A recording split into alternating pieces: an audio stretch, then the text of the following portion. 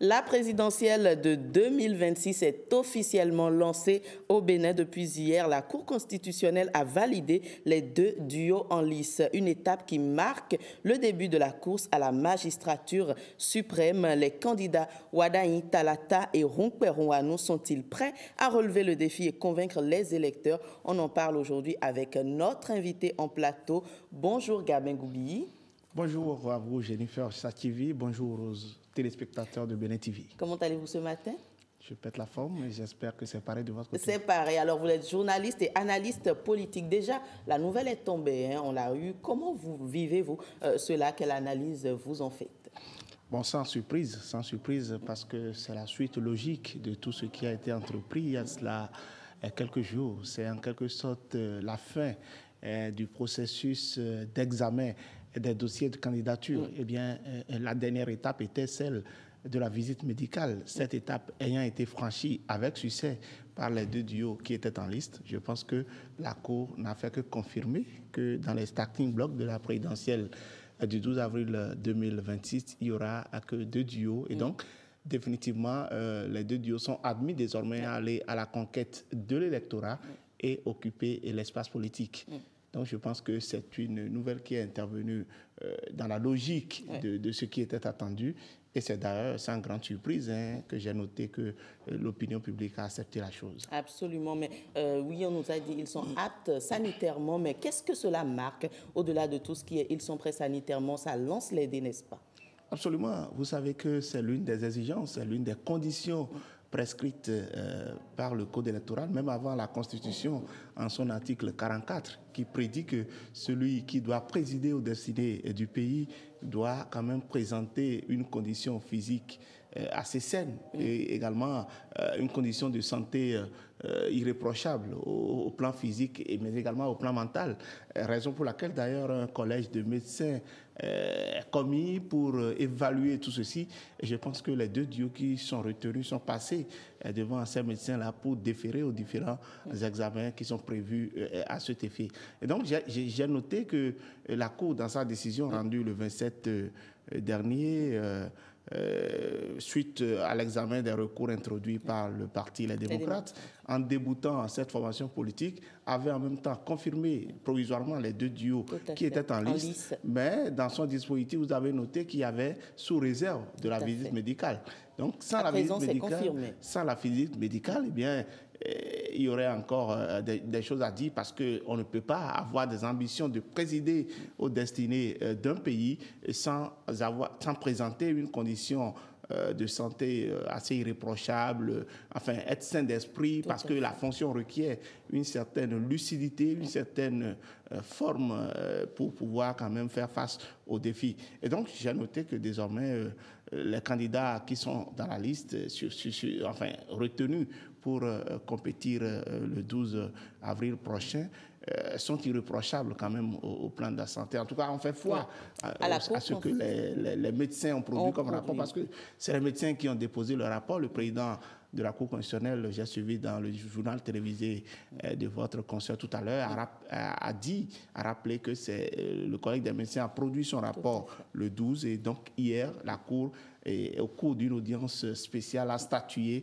pour retenir donc ces 2 duos qui vont compétir et amorcer désormais la course à la magistrature suprême. D'accord. Alors, je vais dire, la plupart des étapes sont franchies, pour ne pas dire toutes les étapes sont franchies. Ils sont sains d'esprit, ils sont sains niveau mental et sanitairement. Quelle doit être la priorité à présent pour ces candidats et leurs partis? La priorité, bien, c'est de travailler au développement du pays. Et bien, ils doivent soumettre aux populations leurs feuilles de route, leurs ambitions, leurs désirata, leurs projets de société. Et comme on le dit souvent, pour que les populations soient à même d'apprécier. Et nous savons déjà qu'il y a un candidat porté par le pouvoir en place, en l'occurrence le ministre d'État Romuald Wadaï. Donc, c'est le candidat de la continuité en quelque sorte. C'est celui qui, lors de son discours d'investiture, vous avez suivi à Paracuya, cela quelques semaines, affiché son ambition de consolider l'œuvre entreprise sous le magistère de Patrice Talon. Donc, c'est quelqu'un qui est animé par un désir de mieux faire les choses que son prédécesseur. Et d'ailleurs, là-dessus, il n'aura pas droit à l'erreur.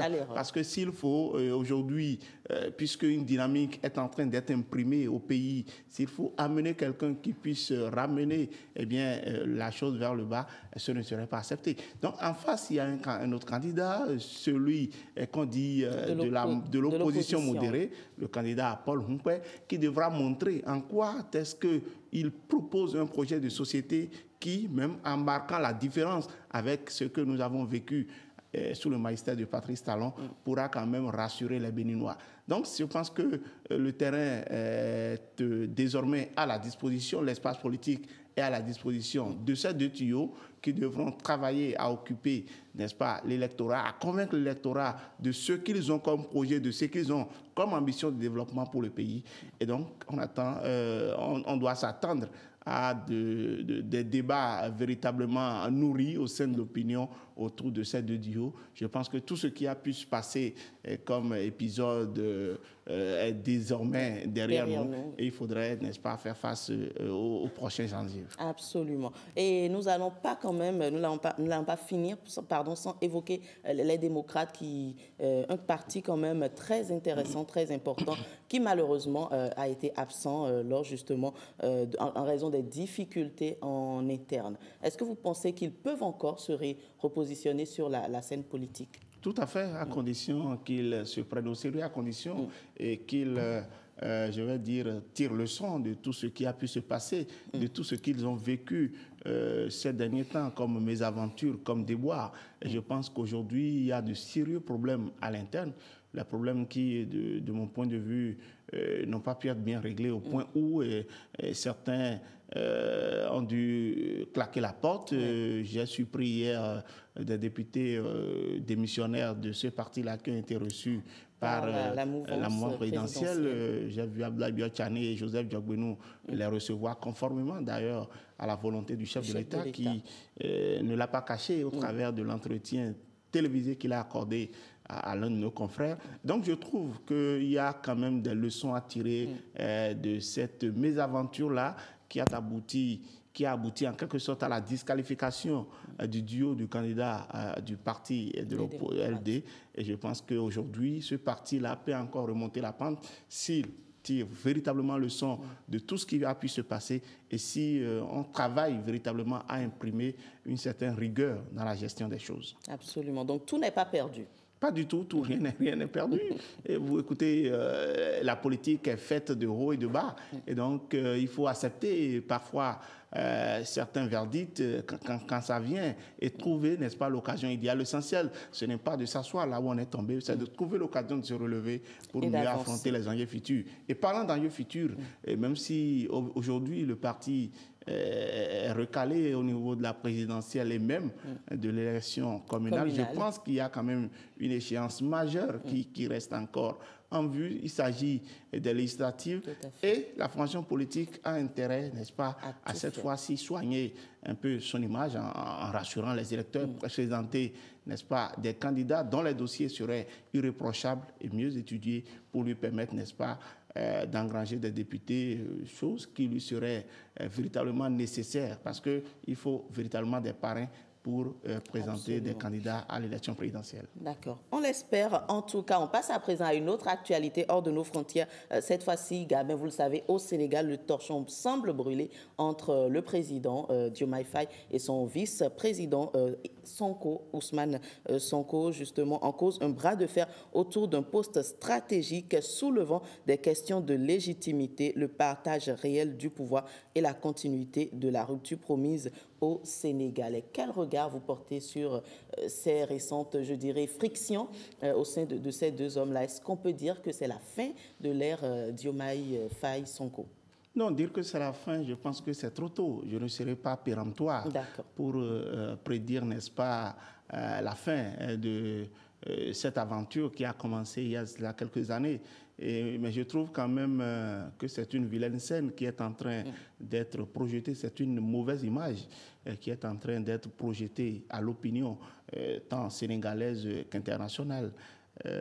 Voilà des jeunes qui ont cru en un idéal, qui ont bien mené un combat contre un régime, le régime de Macky Sall, qui ont proposé, n'est-ce pas, de poser, de venir comme une alternative crédible. Le peuple a adhéré à leur idéal et malgré tout ce qu'ils ont vécu, ils ont été adoubés par cette population-là. Et donc, une fois qu'ils ont conquis le pouvoir, on a senti quand même quelques bruits déjà. Il y avait un signal. Vous vous rappelez, en juillet dernier, lors du congrès ordinaire du PASTEF, où Sonko s'était pris vraiment au président Bassirou Diomaye Faye, le taxant de laisser, de minimiser, n'est-ce pas, certaines questions qui méritent quand même une certaine autorité. Et il disait à l'époque presque qu'on lui laisse la main pour que, bon, lui soit quand même au devant des choses. On a l'impression que c'est un Premier ministre qui se sent peut-être frustré de ne pas être à la place de l'autre.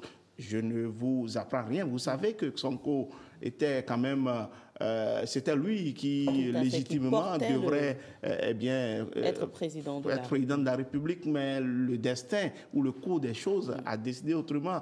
Donc, j'ai l'impression que Sonko a du mal à accepter cela, parce que tout ce qui est en train de se passer, cette situation qu'il y a eu en juillet dernier, et ce que nous venons d'observer qui, quand même, projette une image beaucoup plus frontale de la crise la bruit qu'il y a entre les deux personnalités témoigne de ce que Sonko n'a pas digéré en quelque sorte le fait que ce soit Bassirou Diomaye Faye qui soit aujourd'hui investi dans la fonction présidentielle.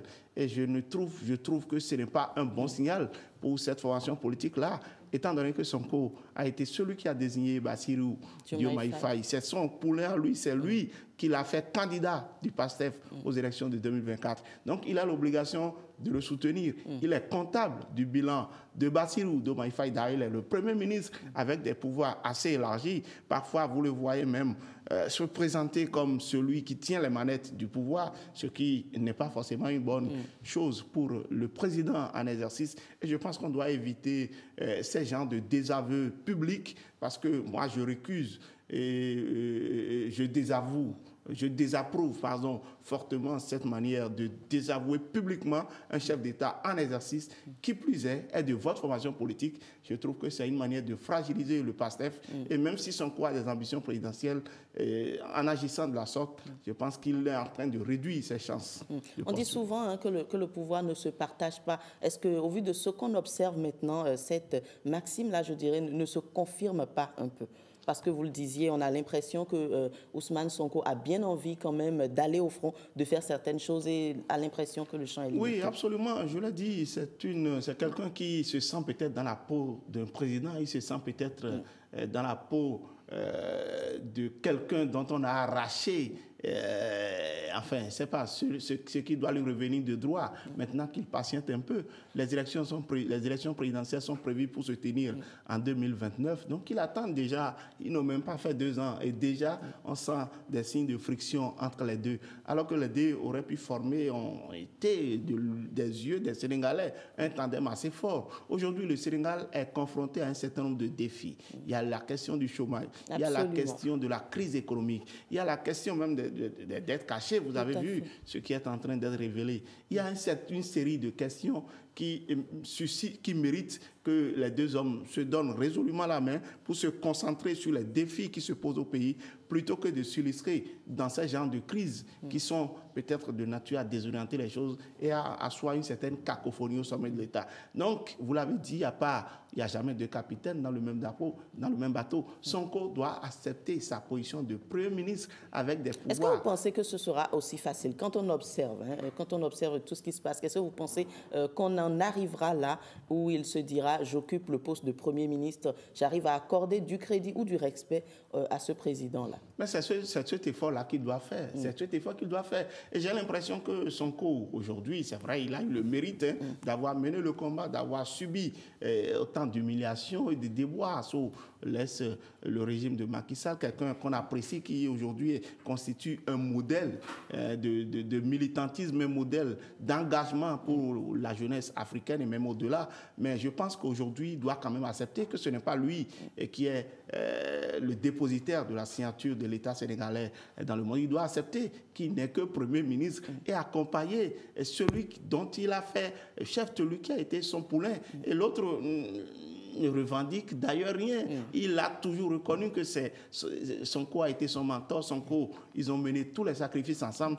Quoique entre les deux, il y a une diversité d'approche, une différence par rapport d'opinion, par rapport à certains sujets. Mais je pense qu'ils doivent travailler à transcender cela. Donc Sonko, aujourd'hui, a intérêt à œuvrer pour conforter le bilan de Bassirou Diomaye Faye. Alors, à moins qu'il n'ait peut-être des ambitions de fragiliser l'autre pour se positionner désormais en tant que leader et quelqu'un qui va s'attirer la sympathie populaire pour pouvoir postuler. J'ai même mal perçu, même si c'était une démonstration de force grandeur nature, j'ai même mal perçu la sortie, le meeting, le terrain meeting qui a été organisé au stade de Léopold Sédar Senghor dans le courant du week-end. Moi, je ne sais pas qu'est-ce qui fait courir autant le Premier ministre. Pourquoi est-ce que, alors qu'il n'y a pas d'enjeu électoral en vue, les prochaines élections locales sont prévues pour se tenir en 2027, et pourquoi est-ce que Sonko se précipite aujourd'hui pour organiser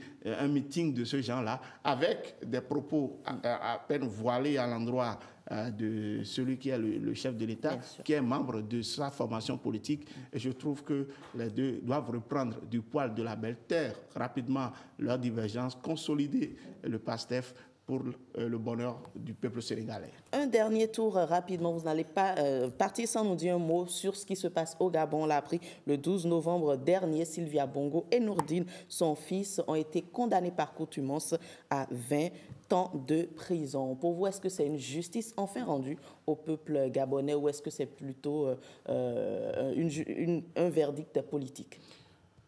Verdict politique, non. Je pense qu'il y a eu des éléments de preuve. J'ai suivi ce réquisitoire assez structuré du procureur de la République, du procureur général.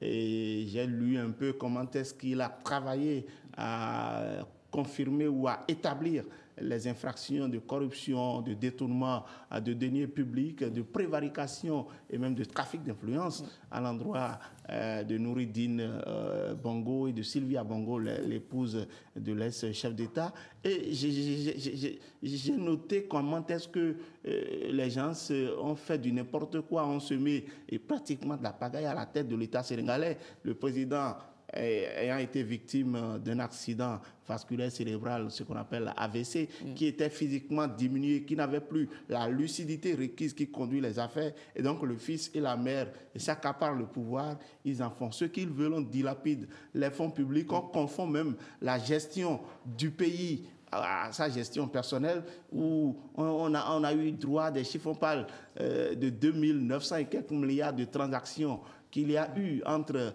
la banque BGFI et Nouridine Bongo et sa maman. Et Nouridine Bongo qui a été coordonnateur des affaires présidentielles, un poste éminemment politique où il a exercé son influence et dont ils ont géré les fonds du pays, alors que le Gabon, aujourd'hui, malgré ces milliards qui ont été révélés lors de ce procès, le Gabon aujourd'hui connaît des problèmes. On n'a même pas de voies assez tracées. Il y a une série de problèmes qui se posent au Gabon. Je pense que c'est malheureux pour l'Afrique et je veux compter sur cette justice gabonaise pour faire appliquer, n'est-ce pas, la décision qui sera rendue par cette juridiction. Merci. En tout cas, avec vous, on a fait justement le tour de ces actualités politiques au Bénin et en Afrique également. Merci Gabin Goubi. Je rappelle que vous êtes journaliste et analyste politique. On se retrouve certainement très prochainement sur notre plateau.